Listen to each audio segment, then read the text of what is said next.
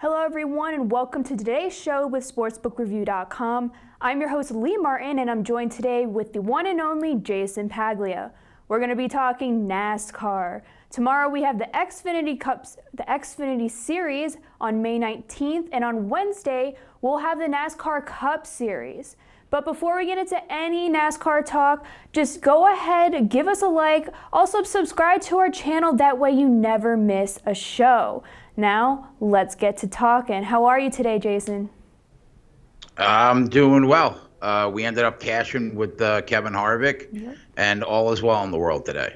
Yeah, big win yesterday. Now, before we get into any of our Cup Series talk, just real quick, with regarding the Xfinity Series, do you have a quick breakdown and pick for that race? I mean, I probably won't bet the race, but I mean, in my opinion, there's probably only one name I would look towards in the Xfinity Series race, and that's Kyle Busch. I think he's the only full-time Cup driver racing, I'm pretty sure. And if that's the case, he has a monumental advantage on the field. So, I mean, he's like 5 skill levels above the entire competition. I'm not sure if he's in a Joe Gibbs car. He might be in a Kyle Busch racing car. I have to check on that. But either way, I don't really think it matters. The problem is the price is incredibly short. Like, if you could deal with the price point, I would say Kyle Busch is the way to go probably. But the juice has been squeezed. So I'm going to pass. Yeah, right now on Bet Online, Kyle Busch is minus 140. And right behind him is Chase Briscoe at plus 500. So there are your odds that's for absurd. That. Yeah. And nobody, no matter if it's a Cup Series race or an Xfinity race, nobody should be negative EV. I mean, that's crazy. Yep.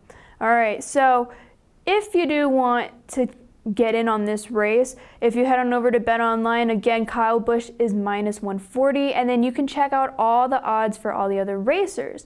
Now, let's start talking about the Cup Series. It is a much bigger series, so there's a lot more that we can discuss.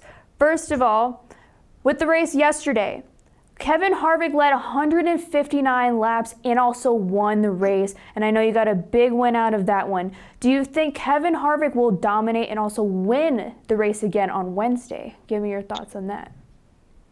I think he definitely deserves to be the odds-on favorite. His car was really, really good yesterday. His pit crew was amazing. I think they really, at the end of the day, won the race for him. If that continues on Wednesday night, it could be lights out. But there's a really big difference between Sunday's race and Wednesday's race, and that's the track condition, because Sunday's race was a day race.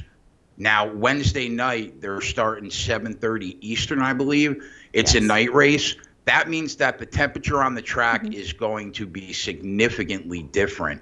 And when you're talking about the temperature on the track, you're talking about how the car handles. So we don't know if Kevin Harvick's car is going to handle differently on a cold track, and we don't really know if everybody else's car is going to handle better on a cold track. So that's why, although he deserves to be the favorite for sure, this isn't really a guarantee. I think yesterday what I watched was his car was really close to unbeatable when he had the clean air. When he was up front yesterday, he was seconds better than the field. But when he was sitting behind the leader, his car really didn't handle that well.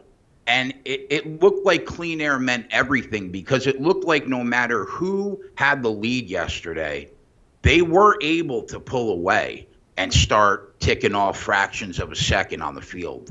So I think it probably comes down to that again. I think the leader is going to have a really big advantage no matter who it is.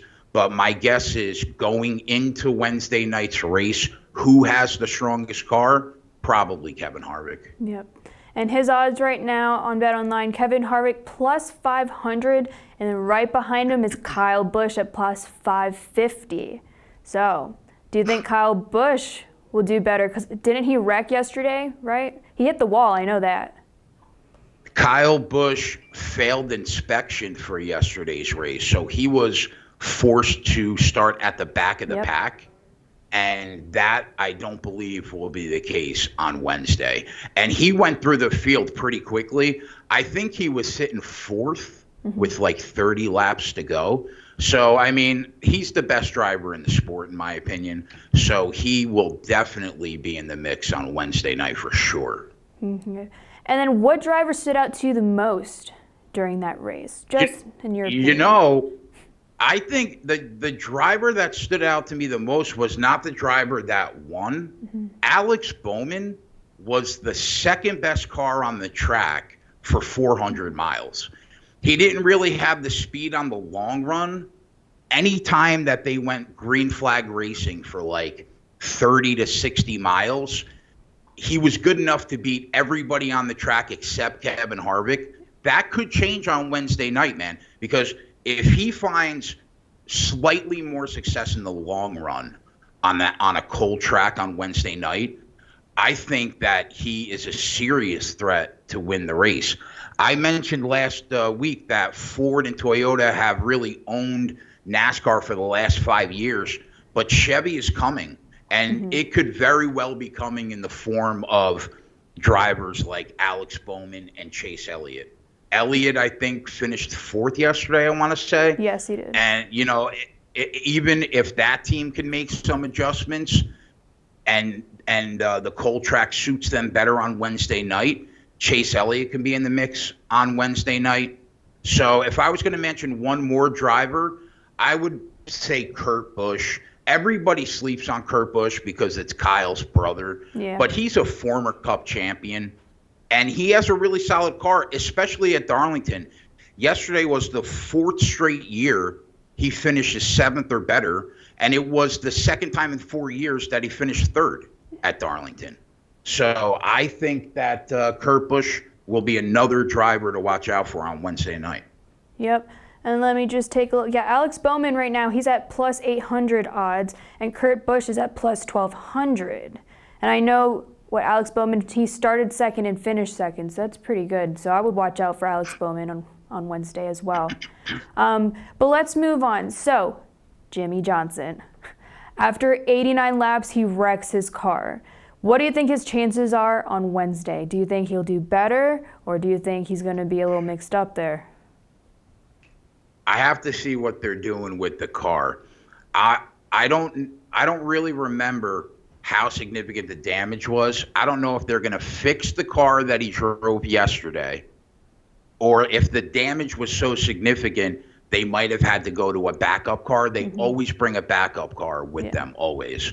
So I mean, he had a great car, and he was winning the race actually when he ran into somebody that he was trying to lap. So we have some question marks surrounding the circumstances in which he's going to drive. But, I mean, you know, if he has the same car and the chassis isn't bent, we could very well see him make his way towards the front again. But for now, it's a wait and see. We don't really have qualifying or practice. So, I mean, if Jimmie Johnson has a car anywhere near what he had yesterday, he could easily finish in the top 10. Yeah. And for years, there has been no betting value on taking Jimmie Johnson because he basically owned the sport for a decade. But that has changed. I mean, I think yesterday was his 100th race in a row that he hasn't won. So I think that he's retiring at the end of the year. I think that he will get a win at some point during this year on the circuit. It could very well come on Wednesday night. We don't know. Yep. And Jimmie Johnson right now is at plus 2,000 odds. So should be an interesting race for him. But let's move on. So I know 2 rookies finished in the top 10. You have Tyler Reddick, who finished 7th, and John Hunter Nemechek, who finished 9th. That's pretty good for 2 rookies. How do you think they will do on Wednesday? And then what are your opinions on these 2 rookies? I think both these kids come from a family of drivers. My family actually knows John Hunter Nemechek's father, Joe. He's raced on the NASCAR circuit for a long time. He's getting old. Yeah. But both him and Tyler Reddick have been pretty solid from what I've seen so far. It's really early to tell. I mean, they literally had their first Cup race at Darlington yesterday. They looked really good. They drove really well, but I mean, they're still very inexperienced at the Cup level, and it takes one mistake in the end to end your day at Darlington. I mean, I think the nickname is called like the place too tough to tame or something like that. Too tough to tame. I mean, yeah, right, exactly. Every car on the track has a Darlington stripe. So when you're talking about a track at Darlington and you're talking about the fact that they're pretty inexperienced, I'm not looking to get anywhere near these kids from a betting perspective at this track, at least for a couple years. So while they did well, it's going to be a pass for me on Wednesday. Okay. Well, Tyler Reddick right now, he is plus 6,600, and John Hunter Nemechek is plus 15,000. So if you want to get in on them and think they'll do well on Wednesday, there are your odds. Now, do you have a top pick for this race? Why do you do this to me, Lee? Why do you? Gotta ask. You know how I do. We have no weekend specific data I know. until at the very least the Coca-Cola 600 at Charlotte. So but if you had you know choose. I'll be live betting. But if you had to nail me down, I'm going to say, I mean, the easy pick would be to take Kevin Harvick, right? Yeah. But we just got him at plus 650 yesterday. Yeah. Now they want to give us plus 500. That kind of sucks. Do you have the odds in front of you for Alex Bowman? I do. Alex Bowman is plus 800. You know what? Let's go with the kid. Give me Alex Bowman. He was second best yesterday. Yes. Maybe he gets it done on Wednesday night. We'll see. Yeah.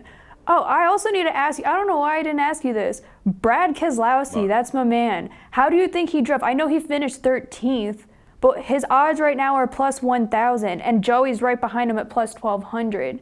Penske driver is my favorite. Do you think they did well? Do you think they'll do better on Wednesday? What's your look on that? You know, when they were when I had the live betting show going yesterday on my channel, when they were about 2/3 to the way through the race, I had a half unit on Keselowski because his car had seemed to be improving all day.